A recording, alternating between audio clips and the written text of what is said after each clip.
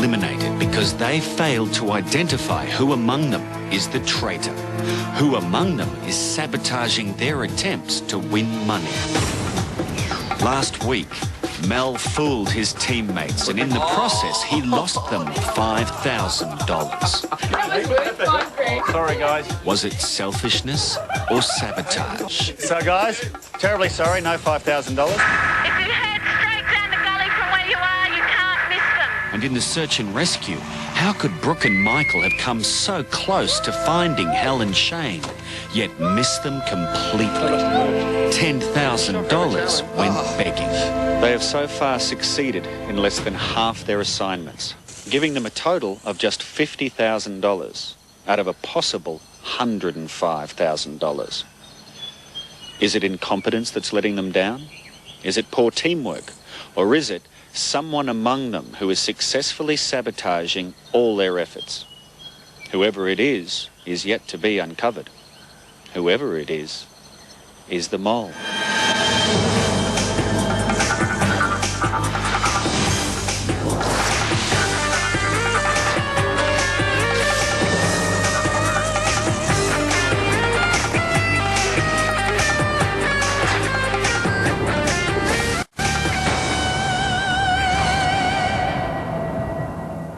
The 6 remaining contestants appear to be united, but they're not. The group has divided into 2. 3 of them are working on their own to find out who the mole is, and 3 of them have formed an alliance. I think this group came together based on trust. I think we worked out fairly quickly that each of us was not the mole, and so we worked on that basis. Leading the group that's working together is Hal Pritchard. He's a shop owner who lives in Sydney. In his alliance are Emily Fitzsimmons, a 19-year-old student from Cronulla in New South Wales, and Shane Jolly, a 27-year-old advertising executive from Melbourne. They all deny it, but any one of them could be the mole. The other contestants, the other 3, cannot be sure of all 3 of us, and we feel we can be, and that gives us a big advantage. They keep to themselves, they whisper to themselves, they have strategies on their own, and that's the way it is. We're happy with that. That doesn't bother us one bit. Mel Granturco is a warehouse supervisor from Blacktown in New South Wales. He's one of the ones who are working on their own to find out who the mole is. With him are Michael Laffey, a builder and former AFL player who lives in Melbourne, and Brooke Marshall, a 24-year-old bar manager, also from Melbourne. It's definitely not natural talk when they talk to us. It's always questions. Questions. The 6 of them are on their way to the first assignment. They're all driving north to Newbury in the hill country north of Daylesford, and their first assignment will take them through the night.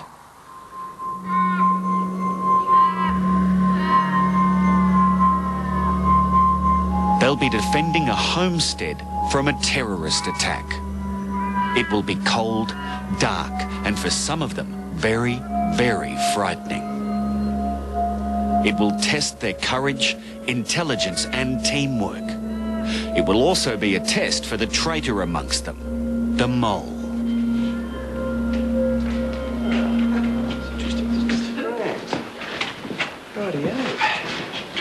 Good evening. How you going, mate?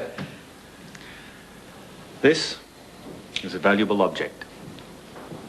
Your assignment is to protect it from a number of terrorists who will seek to destroy it.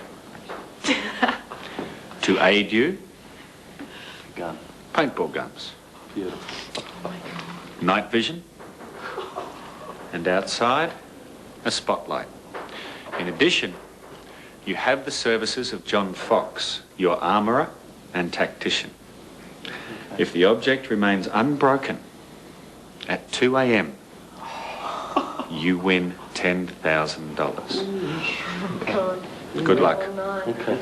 I suggest you see John as soon as possible outside. The contestants will be armed with paintball guns, and they're being trained by armourer John Fox. With a bit of luck and determination, we'll win this game. Paintball guns are dangerous weapons, and when the assignment starts for real, all the contestants will be wearing protective clothing.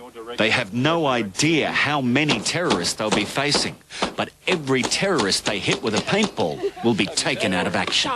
The terrorists will be attacking after dark, but they're already spying on their opponents. Can anyone see anything already?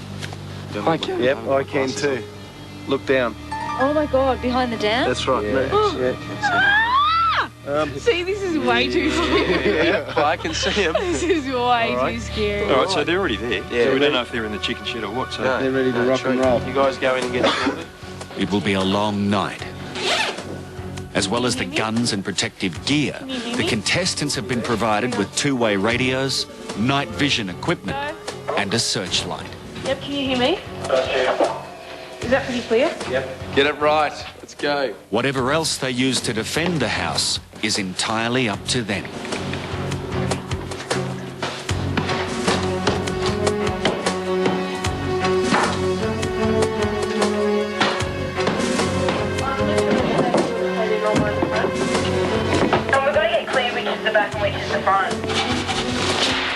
I've stuck this here for the moment.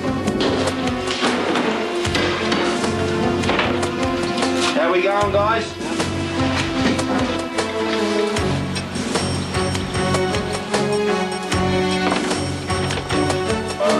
No, we'll just lock it. Tested your light out? Yeah. Done. Ready to go. Happy? Yep. How we going, Em? Yep, good, Mel. We've locked the door to the chicken shed. And we've barricaded the door to the yard.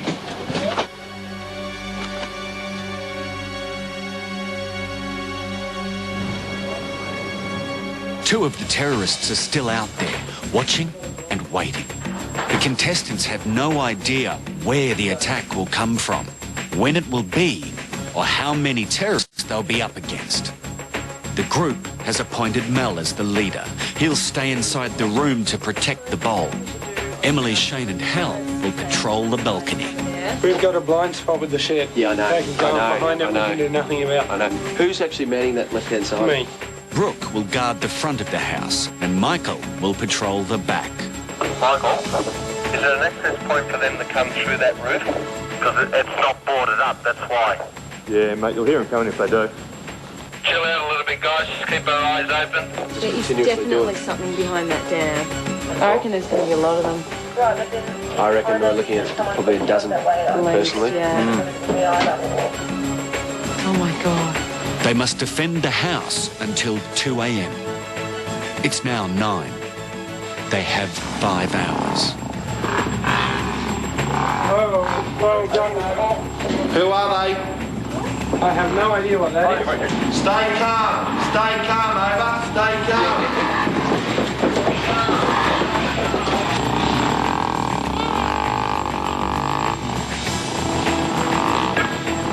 What's going on, guys? Tell me. Those two guys are doing circles outside at the moment. I think we should shoot them. Don't everybody watch the bike.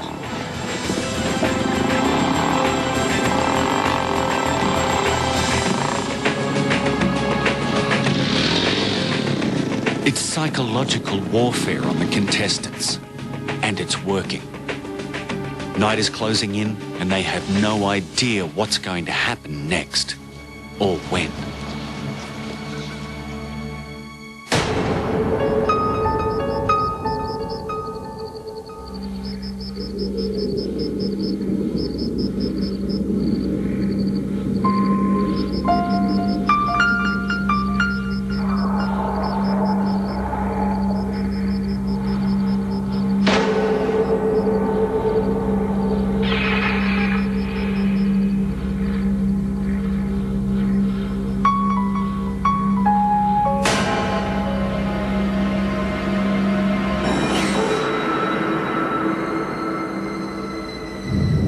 It's been 2 hours since the terrorists' last appearance, and there's nothing the contestants can do but watch and wait.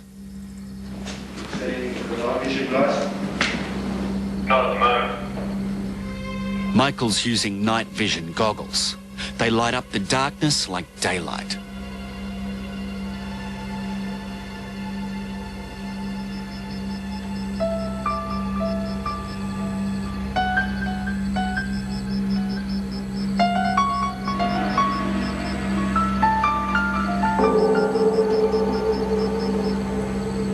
Where's Michael? Down the side. Emily's on the spotlight. Shane's over near the corral.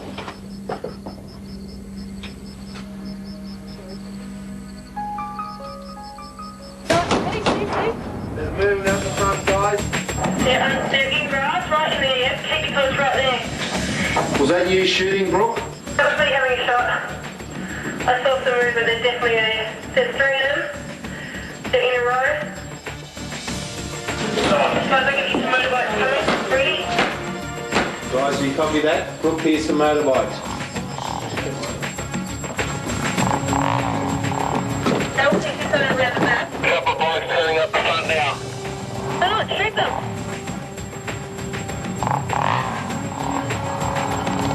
Guys on the spotlight, you can see where they are because they've got headlights. If the other lights are in the other places. Yeah, good move. Guys, just keep an eye on them. Hang around that side, Shane? Yeah, mate. Why don't you plug in? Hang around your side, Brooke. Brookie, what's going on? One guy has hopped off his bike. Fire! There's fire!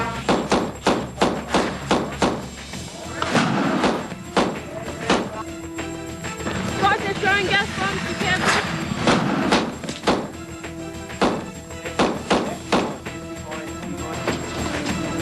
What's going on? Things from home. Copy that. Get behind some cover, Shane. In less than a minute, they're gone. It's just to wake us up, guys. It's just to wake us up. Just relax a little bit now. For the terrorists, it was a skirmish to test the defences and to find out how easily distracted the contestants are by a bit of smoke and a bit of noise. Still reckon the motorbikes are just diversionary, just to stir us up. The real attack is yet to come. It is just before midnight. It's been an hour since the last contact. The contestants don't know it, but the terrorists are closing in, and they, too, have night vision.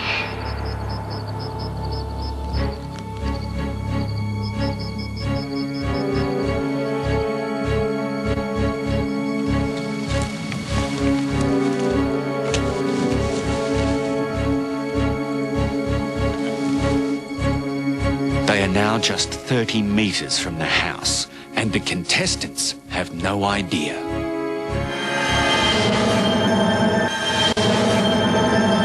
It's midnight. It's time to attack. Oh my God, what's Stay down, stay down. Can you see anything, Val? Get down, pal, you're dead.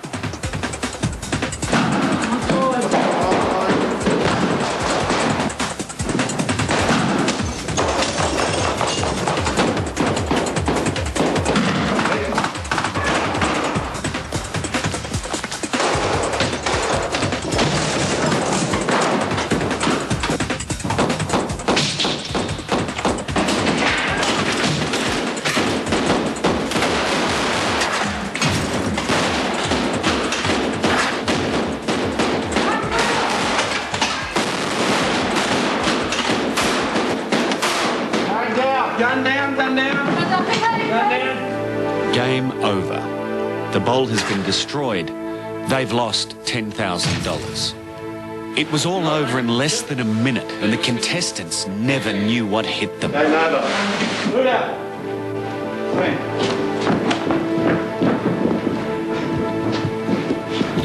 What the hell happened? I told you that was it. So how did the terrorists do it? How did they make the attack look so easy? The terrorists had planted time delay thunder flashes at the front of the house. The explosions were designed to draw the contestants onto the veranda, but the attack itself was all done from the side and the back of the house. Storming the back of the building, now virtually undefended, was easy. The contestants had put up a good fight, but they barely stood a chance. It was always going to be a difficult assignment based on the fact there were so many entry points into the house. There was a lot of nervous energy running all night. You could see it in everybody. It was it was damn scary, you know. It was, you know, I got shot. I had no idea that I was pretty much sitting on top of that guy. Get down, pal, you're dead! And he came out and was probably within 3 metres of me and shot me, and I got the fright of my life. As soon as I heard the pyros going off, I was making contact to say, OK, it's on. And no sooner did I say that they were already inside and at the bowl. That's how quick it was. Where the hell did they come from? Definitely when I was caught in with Hal and Mal in the front room at the end, and there were windows smashing on one side and people shooting at us from all directions. That was pretty scary. Guys, very valiant.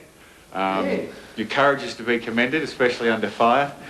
We threw the best at you, and who were they? Would you like to meet them in person? Yeah, for sure. As long as it's between us. I thought you said they didn't have me. Thank you very much, gentlemen. Our pleasure. Thank you for being good sports. Yeah, good. Oh, done, Helen. How do you rate our contestants in the terrorism and counter-terror game? Better than we expected. Better than you expected? Yeah. Absolutely. Yeah. One or two of them are good shots too. Good. Well done, and thank you very, very much. And our pleasure. Thank you for being good sports again. Thank you. Thanks, guys. No worries. It had been a long and exciting night for them, but ultimately they had failed. Maybe the terrorists had just been too strong, or maybe the terrorists had had some help from the mole.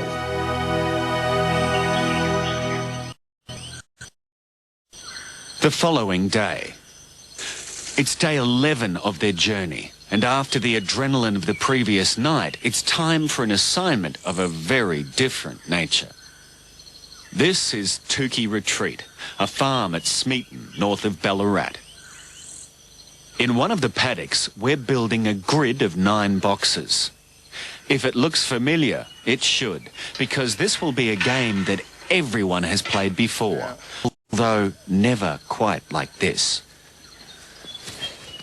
welcome. This is a grid with 9 pens. Your assignment for $5,000 is to beat Rob, who owns this place, in a game of noughts and crosses. There we have them. There your counters. You'll be playing the red crosses. Rob and Snoopy, the green circles. Noughts and crosses. A game of tactics, strategy, and sheep. We've put 9 pens in a paddock. It's time to play noughts and crosses. The game lasts for an hour. Whichever side wins first wins the competition. So if Rob and Snoopy win, game over, you miss out on the $5,000. The RSPCA has been consulted to make sure that the sheep are never mistreated. If any of the contestants mishandle a sheep by, for instance, grabbing a leg, it's game over and they lose $5,000. Rob and his dog Snoopy are going first. Noughts and crosses is a game of tactics and a simple game to play. But first, you've got to catch your sheep. Even an expert can have problems. Yep, we've got one.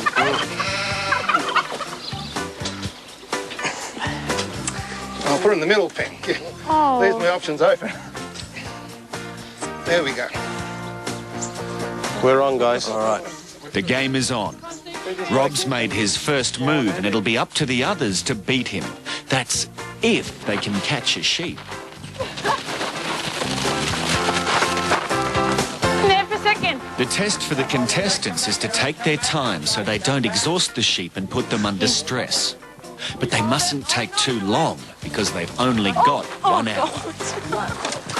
Stupid bloody sheep. Here, Susie. Go across a bit, Shane. Cross a bit. The other way, other way. The contestants aren't actually allowed to pick up the sheep. It's only Rob, who knows what he's doing, who can do that. It's gone. Success. They've got their first red cross.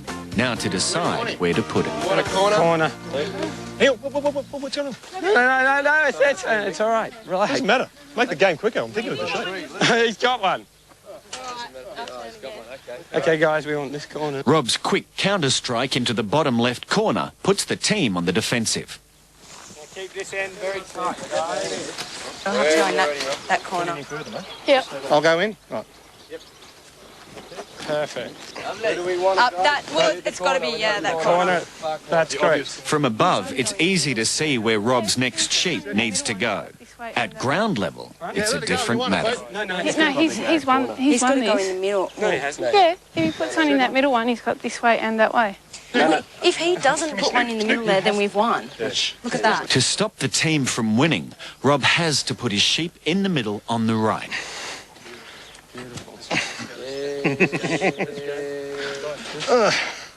Just having a slight break. This game is heading towards a draw, unless the mole can somehow sabotage it. Where do you want it? We want him in that one. Yeah. What's the draw? Wrong game? Play again? Yeah, we'll go to game. Yep. Let him go. To win $5,000, the contestants must beat Rob before Rob beats them. In this next game, the contestants are making the first move, and their strategy will have to be right. Yeah, if we take a corner and he doesn't take the middle, he loses. Yeah. He loses. Heaps would be likely to go in the middle, though. He'll go straight to the middle. So Don't kid yourselves. Let's just herd him into that corner and see if we can get a couple of games. All right, let's go get some sheep. Let's go. All right. We're crosses. Okay. Think about it. Yep. Corner. In a corner. Yep. Rob's gone for the opposite corner instead of the centre. If the contestants play their sheep right, they can't lose. Stay there. Stay there. Stay there. Stay there. There you go anywhere, little sheepies. Which one? Any corner. Lovely. We've got him. We got him. The trap has been set, and Rob can't win. Okay, guys, we want the last corner. 2 more sheep, and the game is theirs. Okay, the last corner. It's Rob's turn next, and he can't win. The only thing now stopping the contestants winning $5,000 is if any of them mishandle a sheep. Sit on him. Stop. Sit on him. Sit on him. Sit on him. We'll take that one. Right. This is the last sheep, and it's game over. You won. Well done. Well, who would have said it could happen, hey? Congratulations. $5,000 in the bank. Well done. The noughts and crosses game was a bit of fun, a light relief from the night before. Their next assignment will be much more serious.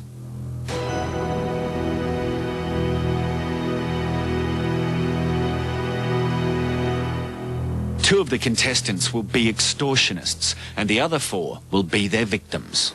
Morning. We have an assignment for you. Choose from amongst yourselves 2 people who are fierce negotiators. Oh, Greg. Michael and Hell. That's for you, boys. I suggest you open it elsewhere. Goodbye. For the remaining 4 of you, this briefcase is for you. Good luck. Oh, money. A telephone. The assignment is for the 2 groups to swap briefcases. So both of you are extortionists. But Hal and Michael must never be seen or photographed by the other 4. You are the victims of an extortion attempt. Your assignment for $10,000 is to photograph either of your extortionists before any exchange takes place. The assignment is worth $10,000, and all they need to do for it is swap the briefcases. But if Hal and Michael can do the swap without being photographed, they'll benefit even more. If we can get that exchange to happen, and we both don't get photographed, we get the 10 grand and the free pass. Which, to me, is pretty good. The extortionists stand to win immunity from elimination. They'll be guaranteed a free pass to the next episode, but only if they can avoid being photographed by the others. In Hal and Michael's briefcase is a map of Ballarat Town Hall, some cash, and a mobile phone. I think presumably they're given a camera, so let's head away from here somewhere so they don't just take a quick snappy of us. think we're better off if we're not anywhere near it. Yep. So someone else does the exchange for us. But they're going to try and follow the Or we leave it somewhere where it's to be exchanged. Yeah, but somewhere where... We're still going to pick up the other one. Yeah. I think it's best if we keep them all in view. If we've got them on the phone, we've got to say they've got to stick together as a group. Extortion is very difficult to get away with. So how do they do it in the movies? There's either an exchange where the money is not all there. Correct. It's bogus money, right? Or the suitcase explodes. Doesn't it? True. What else? Or a dummy case is put in. Or a dummy case is brought in. Right? That's generally how it all works. Yep. Yep. They get told to be at a particular place at a particular time. Yep. And have no one else around. If we're the extortionists, we're running the game. That's right. So we can say, one person enter, Yep. like a stairwell, or is there an elevator or something like that? Yep. Put the briefcase in an elevator, they don't know where it's going. And we talk to them while they're in the elevator, we say, right, second floor. Yep. I can't take a photograph then. I open the doors of the elevator, there's their suitcase. They exchange them, get back in the elevator and go. Elevator's a good one if we can find it in the town hall. To make the exchange without being photographed, Hal and Michael can do whatever they want. The only help we've given them is arranging for them to use Ballarat Town Hall. Can I help at all? Yeah. We want to use the hall if we can to make an exchange. Exchange? We want to swap this suitcase with someone else. Is it just documents or...? Just documents. They're allowed to go anywhere within the pink shaded area of the town hall. What they're looking for is a place where they can see the victims, but the victims can't see them. Too risky. I only have to open the door and we're stuck. Is that door open? Can we exit from that door? You can exit, yes. Okay. Yeah. It's not a bad idea. Right, let's get back out here. We need to work this out and get out of here quick. The victims, for the time being, can do nothing. Maybe when we get to town, we should ask some people if they've seen another Tarago. They decide to head into town to wait for the phone call from the extortionists. Do you think you could pass this on to these people for us? No, I'm not allowed. You're not allowed to pass articles, sorry. Yeah. Not at all. No, not at all, sorry. No, it's against company policy. Is there anyone here that'd be allowed to do it? No, I'm the only one on duty that can help you this time, yeah. It says this office is under video surveillance. Just here. Yes. Do you have the little monitors that we could watch? Yes, probably, yeah. Okay. Yeah. Their plan is coming together. They'll use the lift to help them swap the briefcases without being seen, and they'll watch it all on the security cameras. Okay, we just get them to stand at the cashier. That's the first thing we do, okay? We send them all up in the elevator? No, they don't move. They stay there the whole time. They do not move. And then they exit out the back door. That's it. Okay? It's a perfect plan to outwit and double-cross their own teammates. But can they pull it off? Right, let's go round. Make sure they're there. Hello?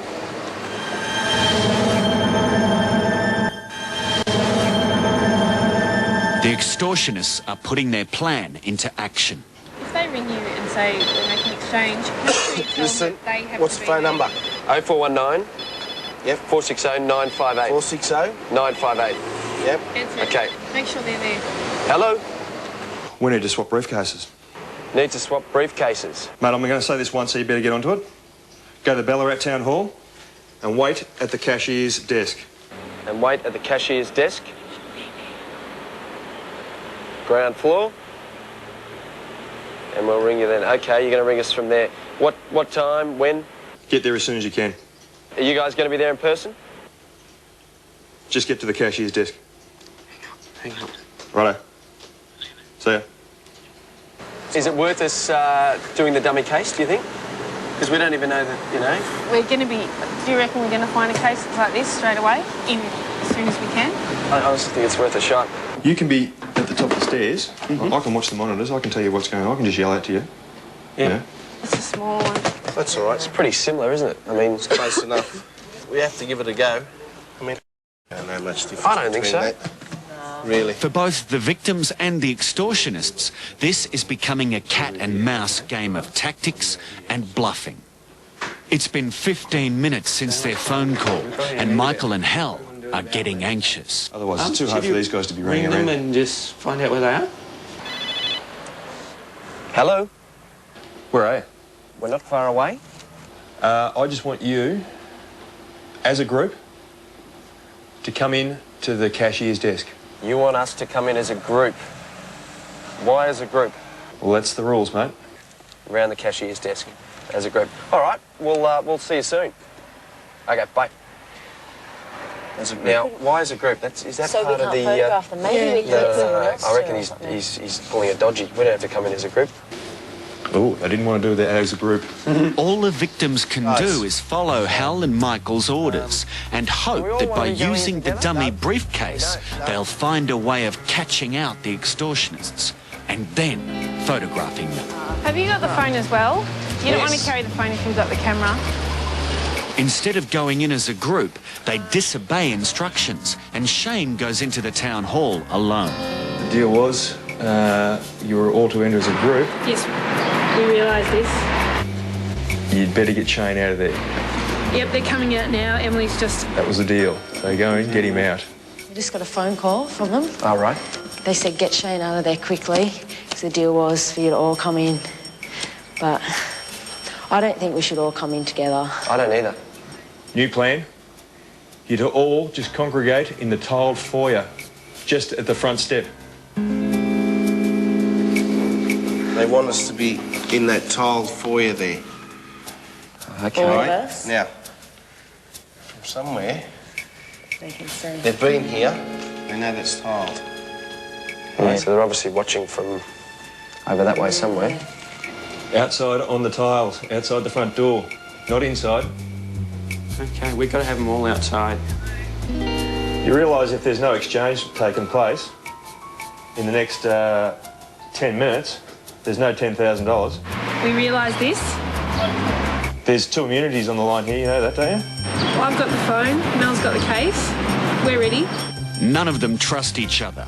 We need you all out of the foyer. They have 10 minutes left, Get the others out too. and if they don't swap the briefcases by then, they'll lose $10,000. Hal and are extortionists. They're arranging to swap briefcases with their victims, but Hal and Michael must at all costs avoid being found and photographed by their victims.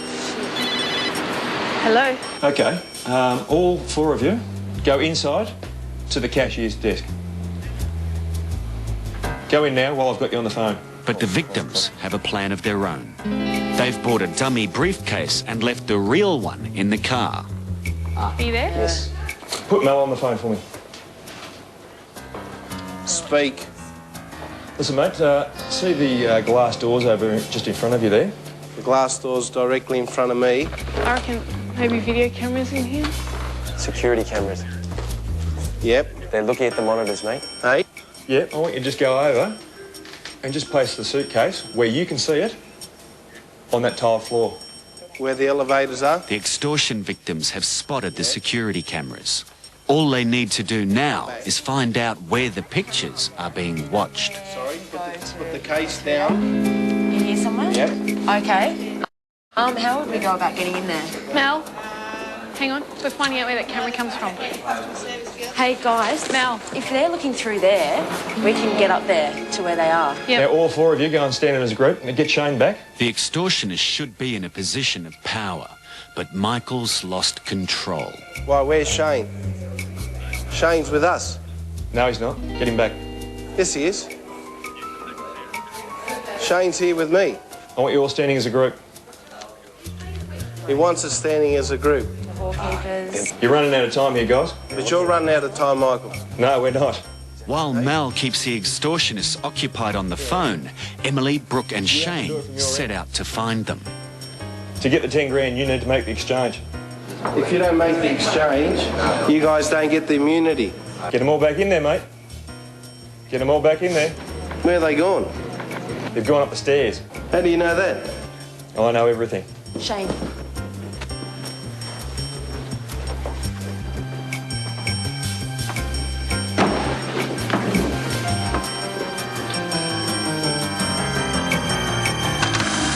The victims have won. They've just taken a photo of us. Hal and Michael will not get free passes to the next episode, but they haven't yet won the $10,000.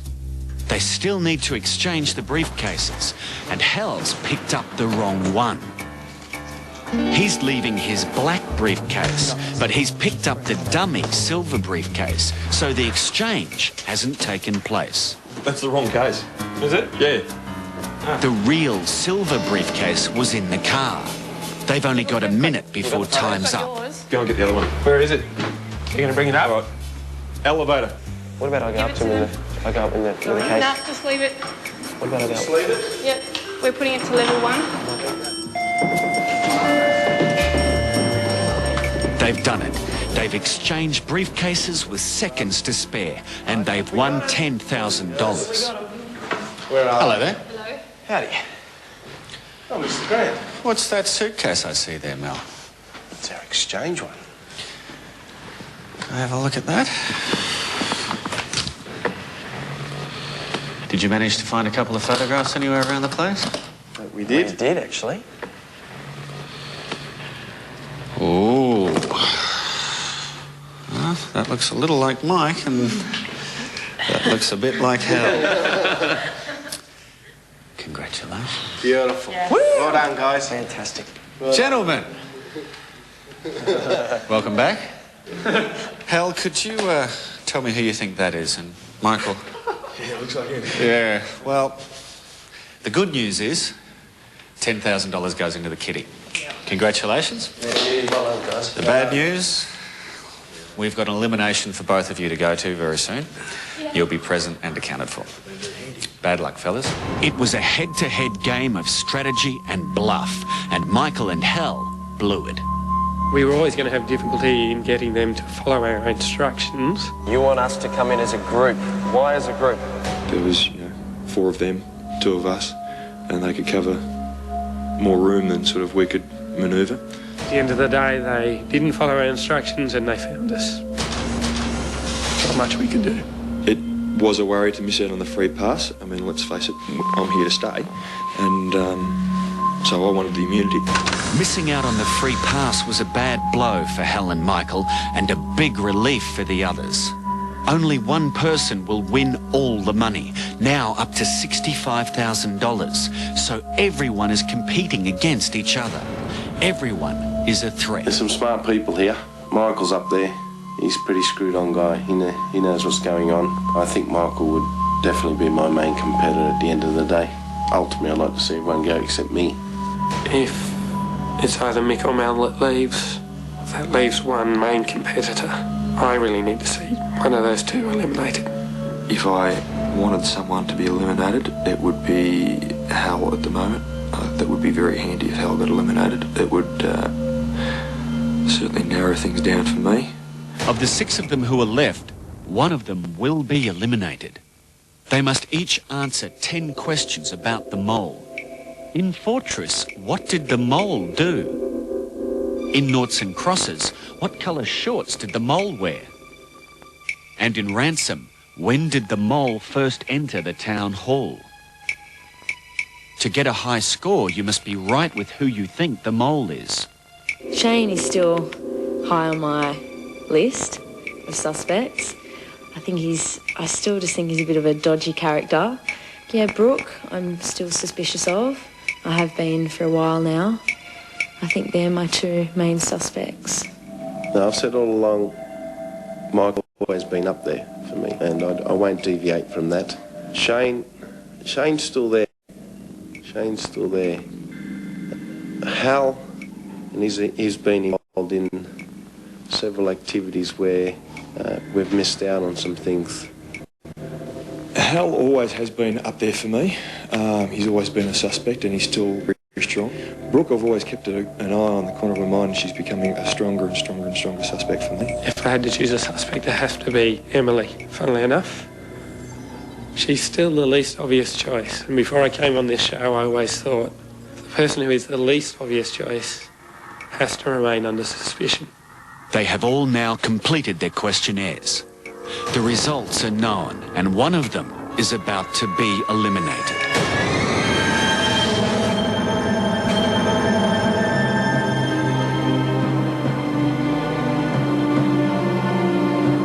The 6 of them are being brought back to the homestead they failed to defend against the terrorist attack. That night was one of excitement and fear. Now all they have is the fear. For one of these people, their journey is about to come to an end. You know, my gut starts to tune a little bit when I know the elimination's coming up, but even though I'm fairly confident about my choices, you just don't know. But if I went out, I'd be pretty devastated. I want to get to the end, and the nervousness is starting to catch up on me, but I'm trying not to let it. I'm trying to keep calm. I'm nervous about this one, but I've been nervous about all of them and made it through. Although I may feel a little bit more at ease, I'm still damn nervous when it comes up to my name on that screen.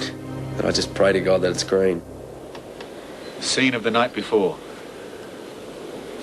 Well, congratulations. Very successful episode. $15,000 earned out of a possible $25,000. Brings the kitty in total to a respectable $65,000 out of a possible $130,000. You're improving all the time. Now to the business at hand. The elimination. Shall we begin? Shane?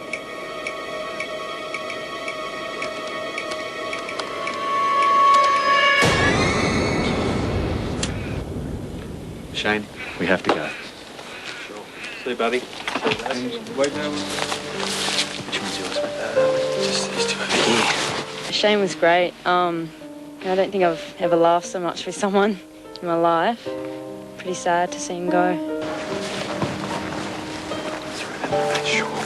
I did the abseil with him, and he was really gutsy.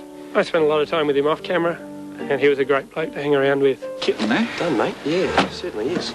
He really did have a go at most things, you know. Good bloke. It's a bit of a surprise, actually. Well, cheers, Grant. Thanks for playing. Mate, it's been a pleasure. It's been great fun. You're tremendous. Yeah. Played a great game. Tried hard. Yeah, Tried hard, you mate. did well. Yeah. You did well. It was a pleasure having you. Mate, it's good to be here. All right. Beauty. Safe trip home. Thanks, Grant. Cheers.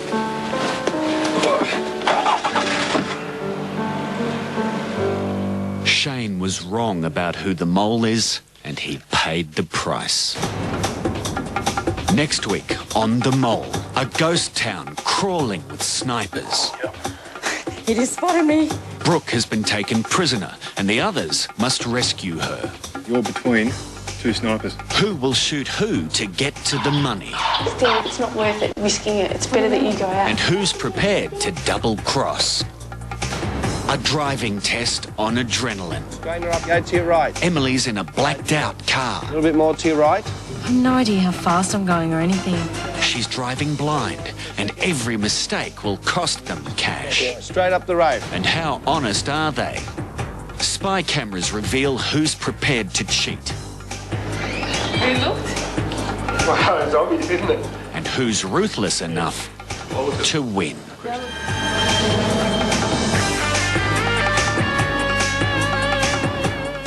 Is the Mole smarter than the other contestants? And just what will take place next in the Mole? Find out next Wednesday night at 7:30 here on The One to Watch. Stay with us now for the 300th episode of award-winning drama of Blue Heelers.